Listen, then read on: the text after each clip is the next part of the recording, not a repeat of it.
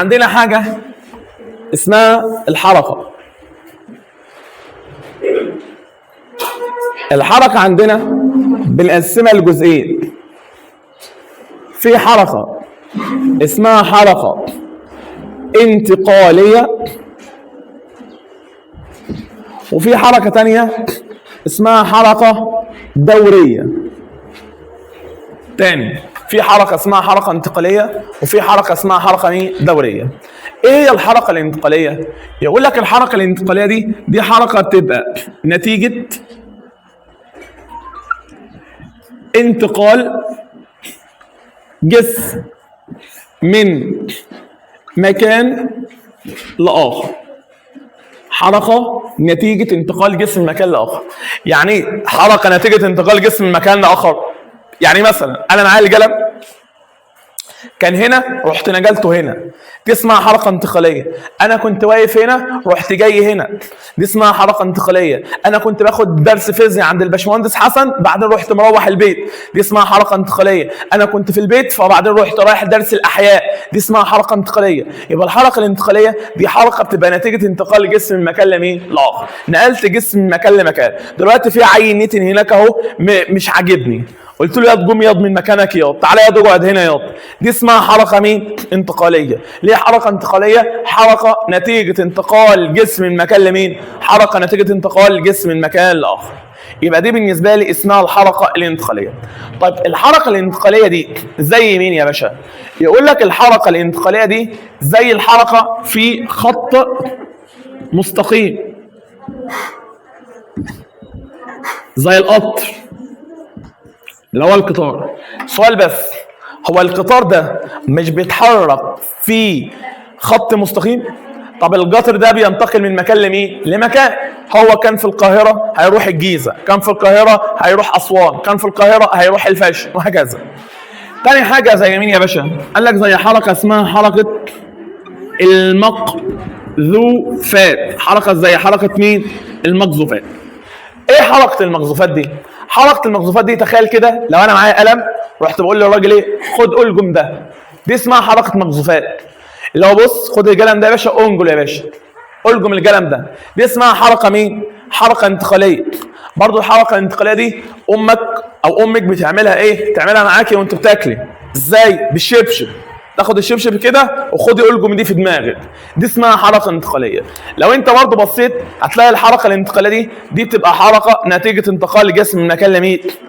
كل الحركه الانتقاليه اللي احنا اتكلمنا عنها الترم اللي فات. خدنا بقى الايه؟ لو انتوا فاكرين يعني كنا واخدين السرعه والعجله والقوه وكميه التحرك ونيوتن، دي كلها بالنسبه لي اسمها حركه انتقاليه.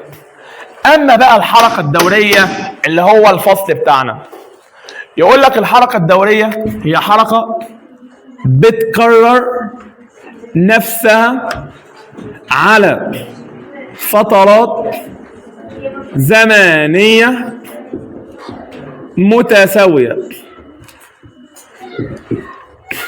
حركة بتكرر نفسها على فترات زمنية مين؟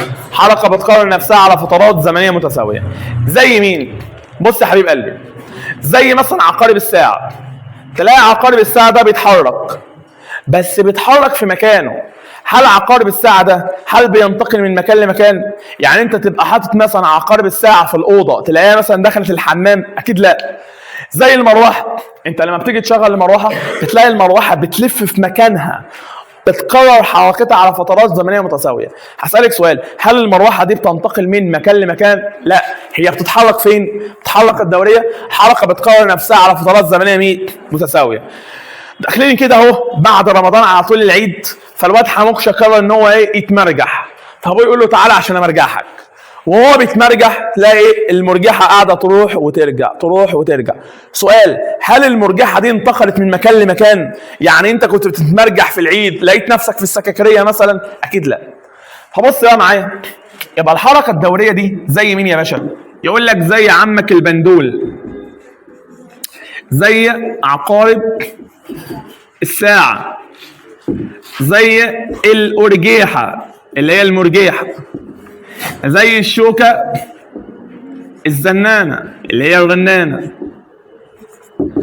زي دوران الأرض حول الشمس، زي دوران الأرض حول نفسها، زي دوران الإلكترونات حول النواة، وهكذا.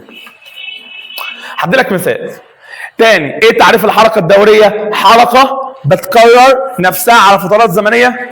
هو مش السنة، مش الأرض بتدور حوالين الشمس كل سنة؟ هل مثلا جت في مرة قالت لك لا أنا خليها سنة ونص السنة دي؟ أكيد لا، هي كل 365 وربع يوم بتلف دورة كاملة. هو دي اسمها الحركة مين الدورية. يبقى ايه هو الحركة الدورية؟ الحركة الدورية هي حركة بتكرر نفسها على فترات زمنية مين؟ فترات زمنية متساوية. طيب الشغل بقى بتاعنا النهارده على الحركة الدورية دي. ركز معايا يا حاج. الحركة الدورية عندنا هنقسمها لجزئين. في حركة اسمها حركة اهتزازية، وفي حركة اسمها حركة موجية. يبقى في حركة اسمها حركة مين؟ اهتزازية. في حركة اسمها حركة مين؟ الحركة الاهتزازية ده الدرس الأول. الحركة الموجية ده الدرس الثاني. فالنهارده إن شاء الله هنتكلم مع بعضنا على الحركة مين؟ على الحركة الاهتزازية. ايه هو بقى تعريف الحركة الاهتزازية؟ يقول لك تعريف الحركة الاهتزازية هو اضطراب او اهتزاز على جانبي موضع السكون او موضع الاصل. هو اضطراب او اهتزاز على جانبي موضع السكون او موضع الاصل. مش فاهم؟ صلي بينا على النبي الاول. لو ده ياض يا حماده ده البندول، ده البندول ده بنسميه نقطة الاصل او موضع السكون. ده هو ده. لو انا مسكت البندول ده وسبته، البندول هتتحرك ازاي؟ كده صح؟ مش هو ده رايح جاي رايح جاي رايح جاي؟ دلوقتي هو بيهتز على جانبي مين؟ موضع السكون. دي اسمها الحركه الاهتزازيه.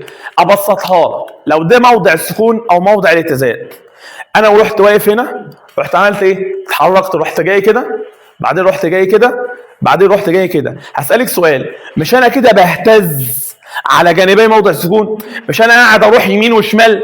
اكيد وانا بروح يمين وشمال هعدي على النص. يبقى هي دي اسمها الحركه الاهتزازيه.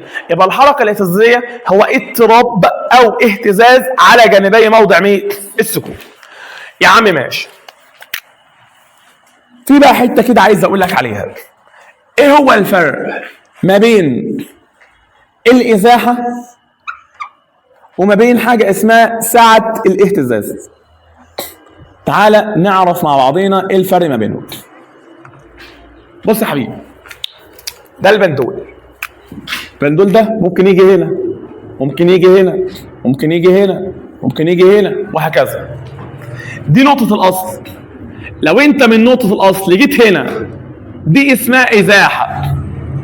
لو أنت من نقطة الأصل جيت هنا، دي اسمها إزاحة. لو أنت من نقطة الأصل جيت هنا، دي اسمها أقصى إزاحة اللي هي سعة الاهتزاز. تاني بص معايا، دي نقطة الأصل. دي اسمها مين دي يا باشا؟ دي اسمها مين دي يا باشا؟ لكن دي اسمها مين؟ أقصى إزاحة اللي هي اسمها سعة مين؟ الاهتزاز. تاني، إيه هو تعريف الإزاحة؟ يقول لك الإزاحة هي المسافة أو البعد عن نقطة الأصل. البعد عن نقطة مين؟ الأصل أو السكون. أي بعد بقى، دي اسمها إزاحة، دي اسمها إزاحة، دي اسمها إزاحة أو أقصى إزاحة. في بقى حاجة تانية اسمها سعة الاهتزاز. إيه هو تعريف سعة الاهتزاز؟ يقول لك تعريف سعة الاهتزاز هو أقصى إزاحة على جانبي موضع السكون. اقصى ازاحه على جانبي موضع مين؟ السكون. مش فاهم. بص دي نقطه الاصل، دي بالنسبه لي اسمها ازاحه. ازاحه دي بقى اسمها اقصى ازاحه اللي هي اسمها ساعه مين؟ الاهتزاز. تاني نقول تاني، لو دي نقطه الاصل دي اسمها ازاحه، دي اسمها ازاحه، دي اسمها اقصى ازاحه اللي هي بالنسبه لي اسمها ساعه مين؟ ساعه الاهتزاز. طب من اللي انا قلته دلوقتي على السبورة، مين الراجل البرنس اللي يقول لي متوقع مين دايما اكبر؟ سعة الاهتزازة ولا الازاحة؟ مين دايما اكبر؟ يقول لك دايما سعة الاهتزازة اكبر من او تساوي الازاحة. في او تساوي، يبقى خلي بالك دايما سعة الاهتزاز دايما بتكون ايه؟ اكبر من او ايه؟ او تساوي. ليه او تساوي يا باشمهندس؟ يا باشا سعة الاهتزازة اصلها ازاحة. هو ايه تعريف سعة الاهتزازة؟ اقصى مين؟ اقصى ازاحة. يبقى سعة الاهتزازة اكبر من او ايه؟ يعني ابسطها لك، انا ايديا دي فيها كام صباع؟ 5. ده اسمه ازاحة. ازاحة ازاحة ازاحة ده اسمه ايه بقى؟ اقصى ازاحة اللي هي اسمها سعة مين؟ يبقى خلي بالك، يبقى سعة الاهتزاز اكبر من او. طب الحته دي تيجي بقى ازاي يا باشا؟ بص يا دي حموكش، صلي بينا على النبي الاول. الراجل يقول لك لو الازاحه ب8 سعة الاهتزاز ممكن تبقى كام؟ هل ممكن تبقى 5 ولا 7 ولا 9 ولا 2؟ اكيد 9. ليه اكيد 9؟ عشان احنا قلنا مين؟ قلنا ان سعة الاهتزاز مالها اكبر من او تساوي الازاحة. طب سؤال تاني، بقول لك لو سعة الاهتزازة بتساوي 12، الازاحة ممكن تساوي كام؟ هل الازاحة بتساوي 8 ولا 12 ولا 15 ولا 20؟ 8. ليه 8؟ عشان احنا قلنا ايه؟ قلنا ان سعة الاهتزاز اكبر، يعني الازاحة هتكون ايه بالنسبة لي؟ الازاحة بالنسبة لي هتكون اقل. ثواني 12 دي مش موجودة، نقول مثلا 15 او 17 مش 12 يا باشمهندس. طب لو في 12 تنفع 12؟ الاثنين ينفعوا، وطبعا ما ينفعش اجيب لك 2 في الاختياري. يعني دي ممكن اجيبها لك ازاي؟ اقول لك لو الازاحه مثلا، لو الازاحه ب12 الساعه ممكن تبقى كام؟ هل الساعه ممكن تبقى 9 ولا 10 ولا 11 ولا 12؟ 12. ليه 12؟ ليه اخترنا 12؟ عشان احنا قلنا ايه؟ او تساوي. يا باشمهندس وينفع يجيب لي اجابتين صح؟ لا. يعني هل ينفع في الاختيار هنا اقول لك 12 ولا 13؟ ما ينفعش، لازم تبقى ايه؟ اختيار واحد. طيب في حته بس عاوز اقول لك عليها، سعة الاهتزازة، سعة الاهتزازة الرمز بتاعها ايه؟ ده رمز سعة الاهتزازة، رمزها ايه؟ جايه من حاجه اسمها امبليتيود اللي هي سعة الاهتزازة. طيب سعة الاهتزازة دي كمية قياسية ولا كمية متجهة؟ يقول لك سعة الاهتزازة كمية قياسية. يعني ايه كمية قياسية؟ كمية قياسية يعني محتاجة الايه؟ المقدار فقط. اما الازاحة بنسميها كمية متجهة. يعني ايه كمية متجهة؟ يعني محتاجة المقدار يبقى خلي بالك سعة الاهتزازة كمية مين؟ اما الازاحة كمية مين؟ اما الازاحة كمية متجهة. نمسح السبورة. هو امتى البندول يعمل دورة كاملة؟ يعني امتى اقدر اقول ان البندول ده عمل دورة كاملة؟ امتى يتم اتمام دورة كاملة؟ قال لك هنعمل دورة كاملة لما البندول يعود الى نفس نقطة البداية وبنفس اتجاه السرعة. لا مش فاهم انا بقى، يعني ايه البندول اصلا يعمل دورة كاملة؟ بص يا حبيبي دلوقتي ده شكل البندول بتاعنا اهو، ادي هنا A B C. دلوقتي لو البندول ده هيبدأ من الايه امتى يعمل دورة كاملة؟ قال لك علشان يعمل دورة كاملة هيمشي من الاي للبي، من البي للسي، من السي للبي، من البي للايه. سؤال، كانت البداية مين؟ والنهاية مين؟ كده يبقى الراجل ده عمل دورة كاملة. يبقى الراجل ده هيمشي من الاي للبي، من البي للسي، من السي للبي، من البي للايه. كده البداية بقت نفس النهاية. ايه نفس اتجاه السرعه دي؟ ان شاء الله هتعرفها معايا الحصه الجايه، هنعرف التركيبه بتاعتها. طيب طب دلوقتي لو انا بقى معايا البندول، بس المره دي بقى البندول ايه؟ قرر ان هو هيبدا ياض يا حماده من البي، هيبدا يتحرك من البي كده ويروح ناحيه السي. بص، من البي يروح عند مين؟ ومن السي ومن البي ومن الايه. كده الراجل ده عمل دورة كاملة.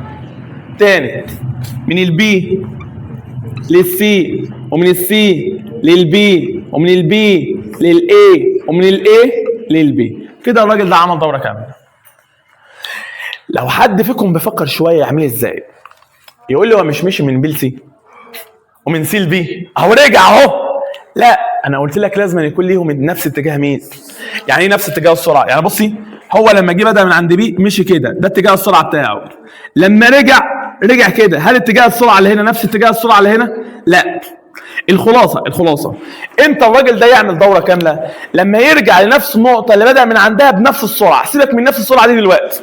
يعني بص، لو تخيلنا مثلا ان النقطه دي اسمها بي والنقطه دي اسمها سي والنقطه دي اسمها ايه، انا عشان اعمل دوره كامله هبدا من عند الايه، هروح من عند البي ومن البي عند السي ومن السي عند البي ومن البي عند الايه. كده يبقى انا عملت ايه؟ دوره كامله. كده انا رجعت لنفس النقطه اللي انا عملت ايه عندها، اللي انا بدات من عندها. طب سؤال، لو انا بدات من عند السي عشان اعمل دوره كامله، يبقى من السي عند مين؟ ومن البي عند، ومن الايه عند، ومن البي عند. كده انا رجعت لنفس النقطه اللي انا عملتها عندها، اللي انا بدات عندها. طب سؤال بس، هسالك بس سؤال، راجع معايا اللي انا قلته، من السي للبي مش دي اسمها ساعه؟ من السي او من البي للاي مش دي اسمها ساعه؟ من الاي للسي مش دي اسمها ساعه؟ من الاي او من البي للسي مش دي اسمها ساعه؟ كده في الدوره الكامله انا عملت كام ساعه؟ عملت 4 ساعات. بصي اهو، ساعه 2 3 4. كده يبقى الدوره الكامله فيها كام ساعه؟ بص يا حبيبي، يقول لك يبقى الدوره الكامله تساوي 4 في سعة الاهتزاز. يعني الدورة الكاملة فيها كام ساعة يا حمادة؟ 4. يعني بص، من ال للبي دي ساعة، من البي للسي دي ساعة، من السي للبي دي ساعة، من البي للاي دي ساعة. كده كام ساعة؟ 4 ساعات. يبقى الدورة الكاملة فيها كام ساعة؟ يعني ينفع أقول يبقى الساعة فيها كام دورة؟ ربع دورة. نقول تاني، الدورة الكاملة فيها كام ساعة؟ يبقى الساعة كام؟ ربع. الدورة 4 ساعات، يبقى الساعة كام؟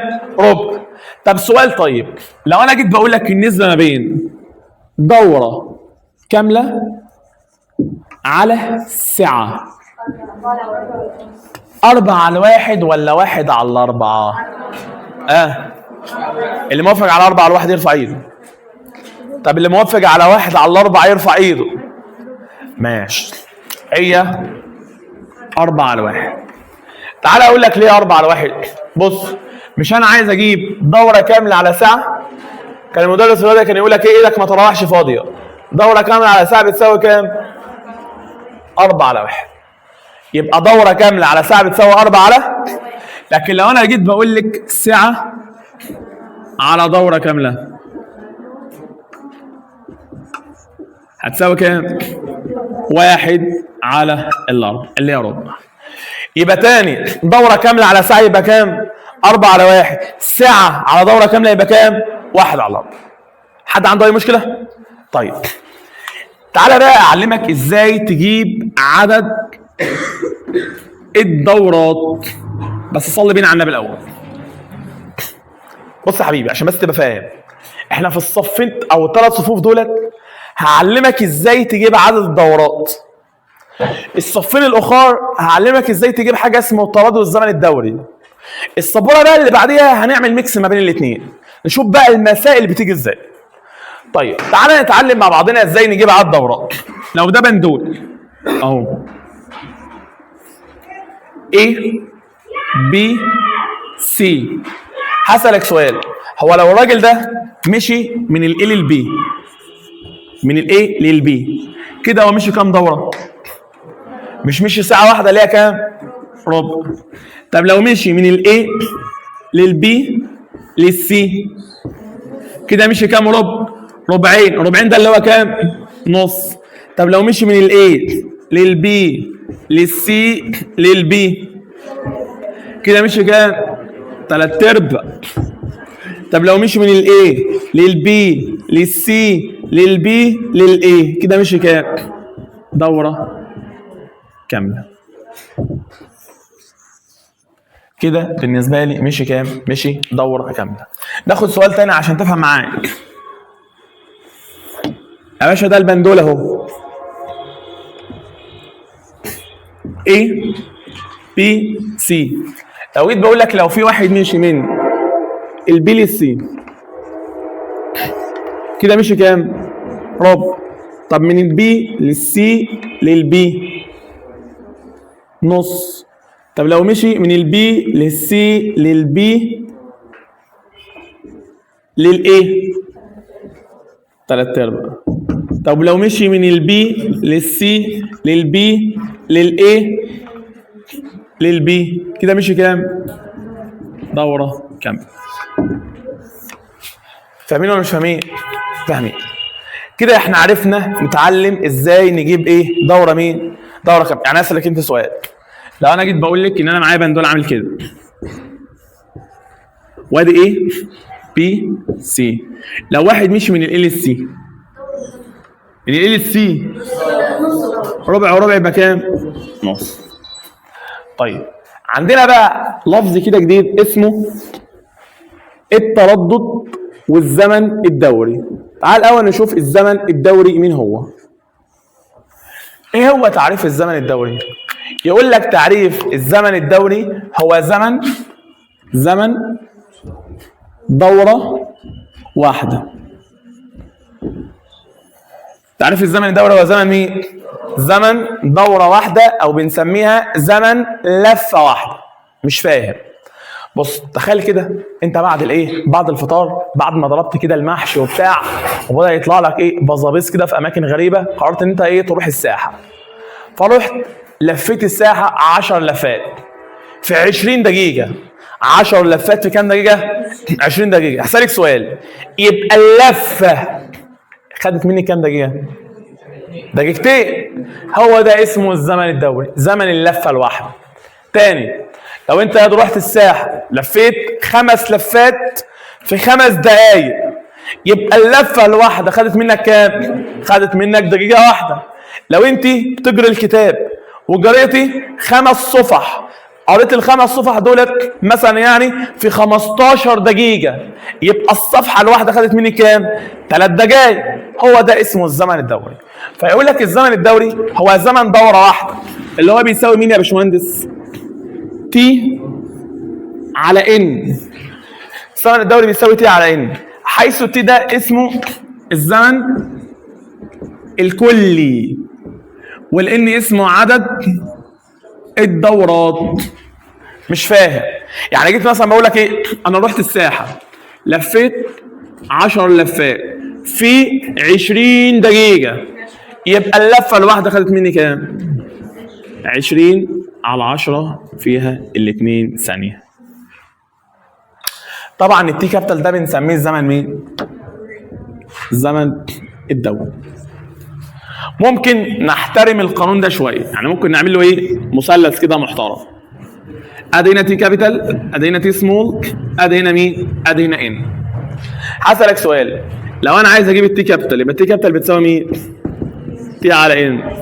طب لو انا عايز اجيب الان، تي سمول على تي كابيتال.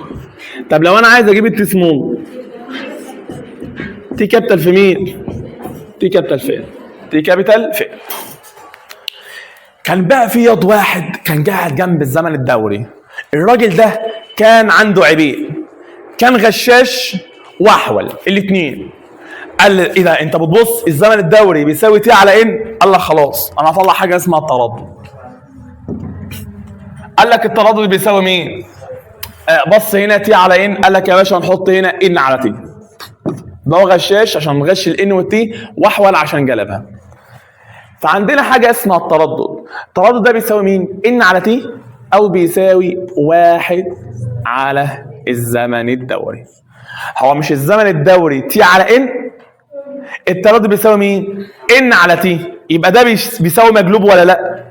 يبقى تاني، يبقى التردد بيساوي ان على تي، او بيساوي 1 على الزمن الدوري، حيث الان ده بنسميها عدد الدورات، اما تي ده بنسميه الزمن مين؟ الكلي. ده اسمه الزمن الكلي. اما التي كابيتال ده اسمه الزمن مين؟ ده بقى رمز التردد، بنسميه اسم كده غريب، اسمه نيو. يبقى التردد هو رمزه عامل زي اليو، بس احنا بنقول عليه نيو. يبقى مين هو النيو ده؟ اللي هو مين؟ التردد. يا عم ماشي، ممكن نعمل مع بعضنا ادي المثلث بتاعنا. لو انا عايز اجيب النيو، ان على تي. لو انا عايز اجيب التي، ان على نيو. لو انا عايز اجيب الان، نيو في تي. يا باشمهندس هو التردد ده ايه الوحده بتاعته؟ بص الزمن الدوري، الزمن الوحده بتاعته مين؟ ثانيه. اما التردد ليه وحدتين، لا حاجه بنسميها هرتز اللي هي اتش زد، او ثانيه اس -1. يبقى ليها كام وحده؟ وحدتين. مين؟ او ثانيه اس ثانيه اس -1. بص يا ماما، بص يا حبيبي، يبقى احنا كده من شويه صغيرين خدنا مع بعضينا ان احنا عندنا حاجه اسمها الزمن الدوري، وقلنا الزمن الدوري بيساوي تي على ان. وقلنا ان احنا عندنا حاجه اسمها نيو، قلنا نيو بتساوي ان على، او بتساوي مقلوب الزمن مين؟ طيب السؤال بقى بيجي بقى ازاي؟ بص يا باشا، الراجل يروح جايب لك سؤال عامل كده، يروح راسم لك بندول اهو A B C، ويقول لك لو البندول ده مشي من ال A لل C خد 4 ثواني، تقدر تقول لي الزمن الدوري والتردد هيساوي كام؟ يلا يا حبيبي. اول حاجه لو انا عايز اجيب الزمن الدوري، هو الزمن الدوري ده مش بيساوي تي على ان؟ طب يلا، التي قال لك ب4، الان بقى لما يمشي من ال للسي يبقى كام؟ نص. طبعا عليا عيل نيتن يقول لي 4 على النص فالاثنين، لا 4 على النص فيها 8. اقعد يا حماده، يبقى 8 ثواني. ما دام انت جبت الزمن الدوري، التردد يا باشا شجلبه. يعني ايه؟ هو مش التردد بيساوي مقلوب الزمن الدوري؟ الزمن الدوري بكام؟ 8، يبقى التردد بيساوي 1 على 8. خلصنا. يعني بص معايا، لو انا جيت بقول لك لو التردد ب4 يبقى الزمن الدوري يبقى بكام؟ 1 على 4. لو جيت بقول لك ان التردد ب5 يبقى الزمن الدوري بكام؟ 1 على 5. لو جيت بقول لك ان التردد بتلت يبقى الزمن الدوري بكام؟ ب3. عارفين ولا مش عارفين؟ طب سؤال تاني، وكتر التكرار بيعلم لا مؤاخذه مين؟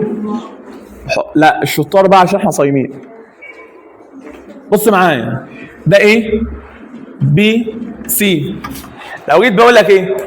لو واحد اتحرك من الاي للسي للبي خد 9 ثواني، هات لي الزمن الدوري وهات لي التردد.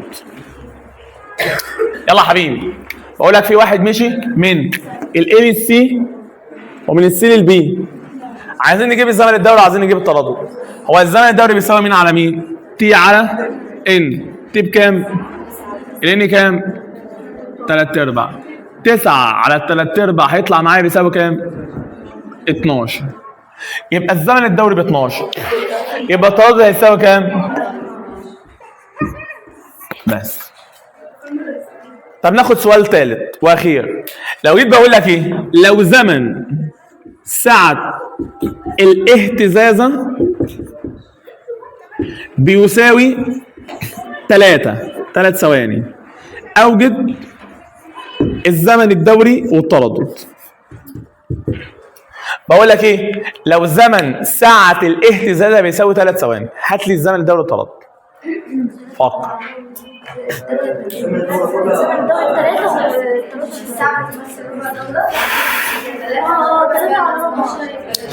هيطلع معايا فيها 12. وفي حد من الولاد قال حل حلو، في حد من الولاد قال حل حلو برضه.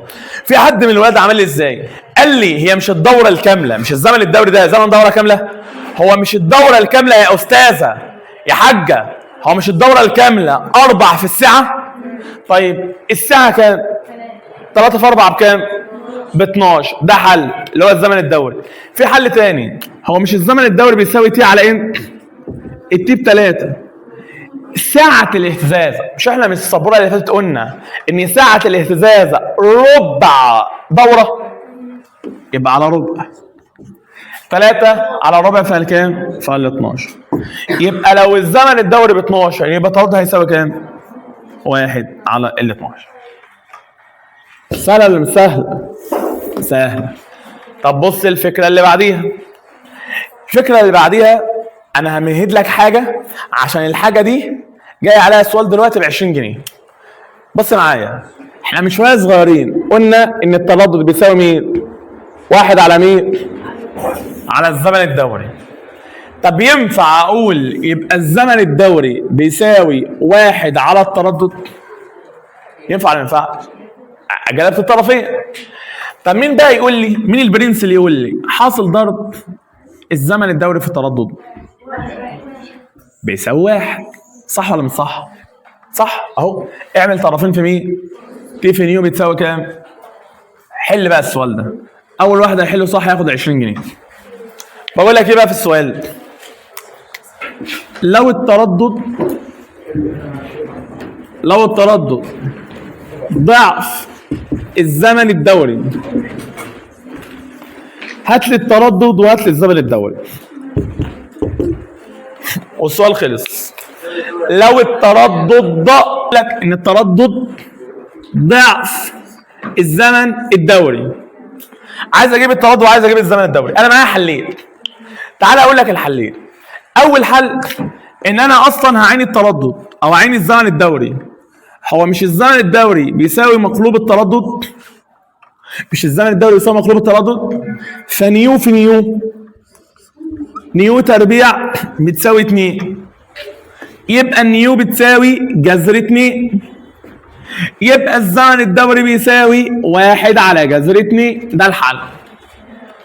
تاني، انا عينت الزمن الدوري وحطيت بداله 1 على نيو في نيو تربيع بتساوي 2. يبقى النيو بجذر 2 ويبقى التي بيساوي كام؟ 1 على جذر 2. ده الحل الاول. الحل الثاني اللي انا شايفه ده حل اسهل منه بكتير. بص، هو مش التردد بيساوي 2 تي؟ تزعل مني ياض يا حماده لو ضربت هنا يلا في نيو وضربت هنا في نيو؟ ليك عندي حاجه؟ ضربت هنا زي ما ضربت هنا. طيب نيو في نيو 2، نيو في تي ب1 بس، يبقى نيو هيساوي جذر 2 والتي هيساوي 1 على جذر 2. ادي حل المسألة. سهلة ولا مش سهلة؟ طيب تعالى ناخد شوية ايه؟ شوية قطايف كده، شوية حلويات. مش احنا من شوية صغيرين قلنا مين هو تي في نيو؟ قلنا تي في نيو ده بيساوي كام؟ قلنا تي في نيو بيساوي 1. طيب مين هو تي على نيو؟ يقول لك تي على نيو اللي هو تي تربيع. طيب مين هو نيو على تي؟ نيو تربيع. لا مش فاهم جت ازاي دي. واحده واحده. تعالى نشوف الاول تي على نيو. بس يا بنتي تي على نيو، عايز اعرف ليه تي على نيو بتساوي تي تربيع. حلقه صايعه. ايه رايك لو ضربت فوق في التي وتحت في تي؟ تي في تي، تي في نيو بكام؟ بواحد. او ممكن اعين النيو واحط بدالها واحد على، فيبقى مقام المقام ده نعملها هنا. يعني بص، نيو على تي، ممكن اضرب فوق في نيو وتحت في نيو. نيو في نيو، نيو في تي بكام؟ بواحد. يبقى خلي بالك تي على نيو تي تربيع، نيو على تي نيو تربيع، اما تي في نيو بكام؟ بواحد. دي كانت فكره سؤال صعب شويه. تعالى ناخد السؤال ده مع بعضنا. ايوه اقول لك ايه في السؤال؟ لو تي على نيو بتساوي 625، تمام؟ وبيقول لك لو الان ب10، تقدر تقول لي التي بكام؟ اللي هو الزمن الكلي بكام؟ هو مين هو تي على نيو؟ مش تي على نيو ده اللي هو تي تربيع؟ يبقى تي تربيع بتساوي 625، يبقى التي بيساوي كام؟ اجيب الجذر الطرفين يبقى كام؟ 25. انت لو جبت الجذر هنا يطلع معاك ب 25. طب ما انا عارف ان التي تساوي تي سمول على الان، يبقى التي يطلع معايا بيساوي 25 في 10 ب 250 ثانية. ناخد سؤال تاني. صلوا بينا على النبي الأول. بقول لك لو تي على نيو بتساوي 400، وبقول لك لو التي ب4، هات لي الان بكام؟ عايزين نعرف الان. مين هو تي على نيو؟ مين هو تي على نيو؟ يلا تي تربيع بتساوي 400، يبقى التي بتساوي 20. جذر ال 400 اللي هي كام؟ 20. طبعا انا عارف ان التي تساوي تي سمول على الان طرفين، يبقى 20 ان بتساوي 4، يبقى الان بتساوي 4 على ال 20 اللي هي تطلع معايا بتساوي كام؟ خمس. خلي بالك بقى لان انا هتنطط عليك الحصه الجايه في ايه؟ في المتابعه. ازاي؟ في التحويلات.